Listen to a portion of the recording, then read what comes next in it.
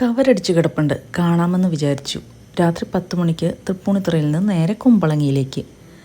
അവിടെ എത്തി വരമ്പ് ഫുഡ് സ്പോട്ടിലേക്ക് വിളിച്ചപ്പോൾ അവരൊരു വഞ്ചി അയച്ചു. ആ വഞ്ചിയിൽ കുറച്ച് ദൂരം പോയി കഴിഞ്ഞാൽ വരമ്പിലേക്ക് എത്താം.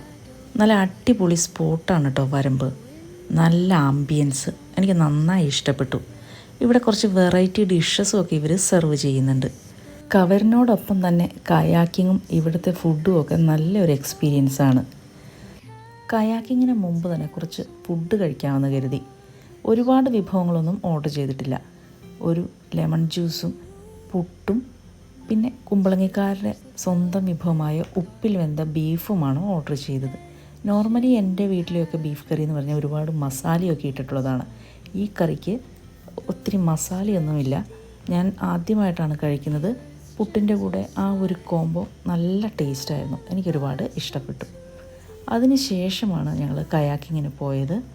കയാക്കിങ്ങിന് പോകുമ്പോൾ കവര് കാണണമെങ്കിൽ കുറച്ചുള്ളിലേക്ക് തുഴഞ്ഞു പോകണം. അതായത് ഇരുട്ട് കൂടുതലുള്ള സ്ഥലത്താണ് കവര് നന്നായിട്ട് ദൃശ്യമാവുകയുള്ളൂ.